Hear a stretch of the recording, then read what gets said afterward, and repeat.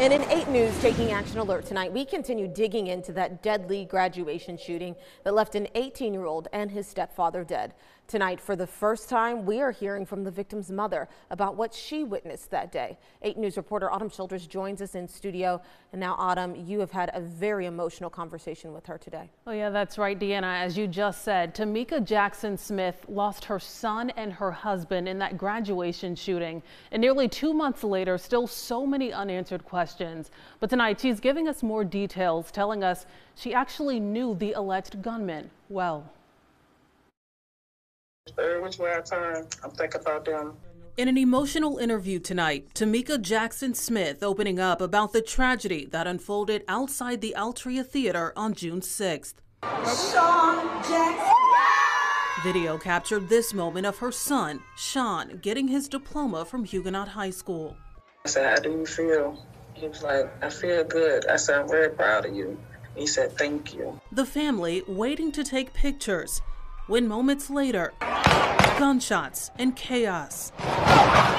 My son was walking towards me, and I seen a boy run up behind him and just started shooting him from behind. Jackson and his stepfather, Renzo Smith, were shot dead.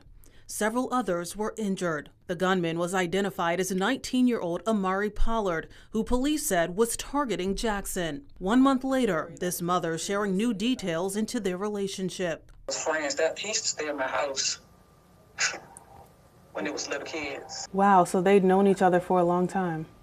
Since they was like 8 years old. Police said Pollard went to his car to get a gun after an altercation that day. Jackson-Smith unclear on what that could have been. I didn't even know that they was having a problem. You wouldn't think they would be that angry at you that they would take your life. And months later, questions remain for this mother. Police said they recovered 4 guns from the scene. 2 are still unaccounted for. My husband got shot, so who shot my husband? I don't know. And we're also learning more about Jackson's involvement in the virtual homebound program, after documents showed Jackson was learning from home for safety reasons. But Jackson-Smith said safety at the graduation was not a previous concern. I had safety issues other places, but not the graduation. Instead, she says she's remembering her son as a superstar. He can dance, rap, play sports. He just was everything. And her husband as a provider. He was sick. He'll heal and go right back to it. He just was awesome. And leaving these strong words for the alleged gunman. I just want to know why. I have fed you. You have slept in my house. I have gave you rides. There are no words enough to amount to taking my husband and my son from me. Like, why? Now, police have said that they will not share any further details about the case, but Pollard is due in court this coming Friday.